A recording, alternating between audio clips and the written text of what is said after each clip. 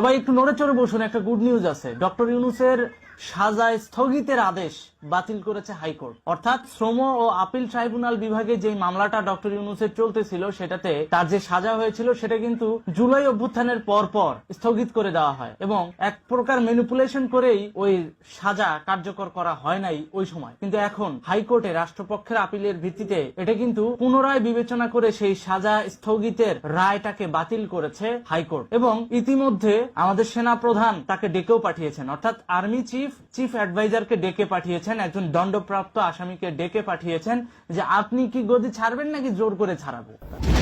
তবে ভাই যাই করেন, একটা পরামর্শ থাকবে, পরামর্শটা এটাই, ডক্টর ইউনূস যেন দেশ ছেড়ে পালাইতে না পারে, তাকে কারাগারে পাঠান।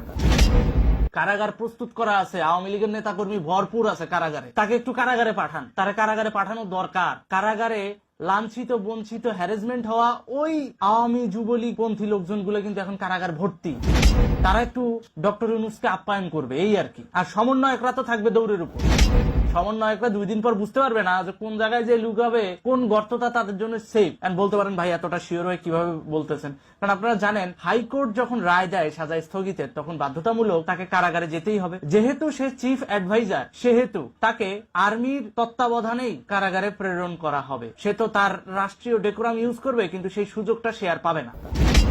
কারণ শ্রম আইন এটা ইন্টারন্যাশনালি এতটা ভ্যালুয়েবল আইন, এই আইনে যদি কোনো ব্যত্যয় ঘটে তাহলে এটা ইন্টারন্যাশনালিও ক্ষমা পাওয়ার অযোগ্য। সুতরাং বুঝতেই পারছেন ডক্টর ইউনূস কি পরিমাণ দৌড়ের উপর থাকবে। আর পিনাকি ইলিয়াসের কথা বলি, পিনাকি ইলিয়াস এরা দুইজন গ্লোবাল টেররিস্ট হিসেবে ঘোষিত হবে, কারণ এরা এক জায়গায় বসে দুর্বৃত্তায়ন করে, সাইবার দুর্বৃত্তায়নের মাধ্যমে পৃথিবীর অন্য একটা দেশকে আক্রান্ত করে তারা সেখানে মব জাস্টিস, জঙ্গি হামলা, হিজবুত তাহরিরের মতো জঙ্গি সংগঠনগুলোকে ইউজ করতে পারে।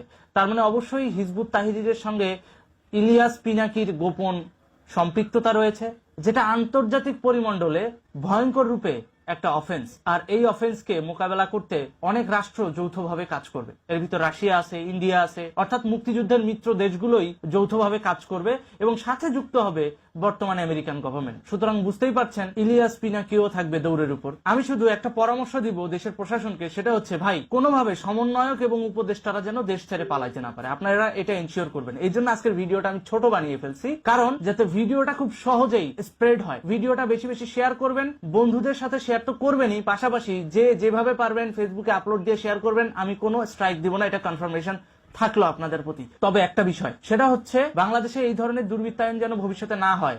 ভবিষ্যতে কোনো সাজাপ্রাপ্ত আসামি যেন শুধুমাত্র সাজা খাটার ভয়ে বাংলাদেশকে জিম্মি করতে না পারে, এ ব্যাপারে বাংলাদেশ সুরক্ষা আইন কিন্তু আমাদের তৈরি করতে হবে। এবং ভবিষ্যতে সেই পদ্ধতি বাস্তবায়নের জন্য কি কি করা উচিত বলে আপনি মনে করেন সেটা আমাদের কমেন্টে জানাবেন। ভালো থাকুন, সুস্থ থাকুন। আজকের ভিডিওটা এ পর্যন্তই।